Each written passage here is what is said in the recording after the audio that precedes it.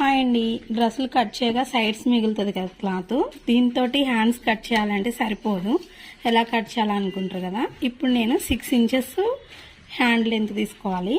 ఇక్కడ తక్కువ ఉంది కదా, కట్ చేయడానికి కన్ఫ్యూజ్ అవుతారు. అప్పుడు కొంచెం దూరంగా ఇదే 6 ఇంచెస్ ఇలా పెట్టండి. ఎందుకంటే ఇది ఎలాగా ఖర్చులోకి పోతుంది కదా మన కటింగ్లో. ఇక్కడ నుంచి 2.5.